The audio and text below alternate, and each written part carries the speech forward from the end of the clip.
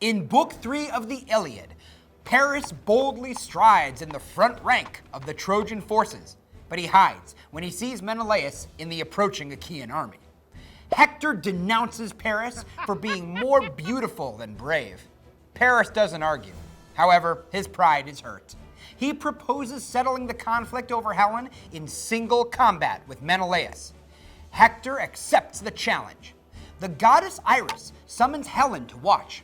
Joining Priam on the walls, she calls out the Achaean champions, including Agamemnon, Odysseus, and great Ajax. Priam offers sacrifices to bind the agreement and then leaves. Neither Paris or Menelaus wound each other with spear throws. Menelaus' sword breaks on Paris' helmet, and Menelaus attempts to strangle Paris with his helmet strap. Aphrodite intervenes and saves Paris, spiriting him off to his bedroom. She brings Helen to him, who mocks him at first, but in the end, they make love. Agamemnon declares Menelaus the winner and demands Helen's return.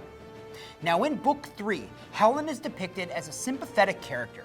She deeply regrets the cost of the conflict being fought over her, and she wonders if her brothers aren't in the Achaean army because they are ashamed of her. Helen resists Aphrodite bringing her to Paris at first. Aphrodite has the power to bend Helen to her will and make her continue to love Paris. Viewing divine intervention as an explanation for human mystery, Helen's feelings for Paris are deeply conflicted. She both loves him and despises him.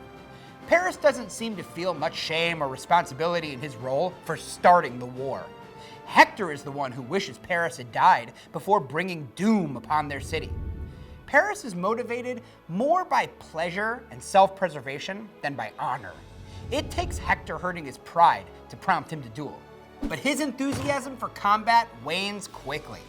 He is not in the least upset to end up back in his bedroom with Helen, leaving the army to continue fighting while he enjoys the spoils. It's not surprising the Trojan army hates Paris like death, Black Death. Past the age of fighting for glory and honor, Priam is the character most connected with his humanity. The other Trojan elders want to send Helen back to save their city. Priam does not blame Helen and treats her compassionately, despite all the trouble she has brought on Troy.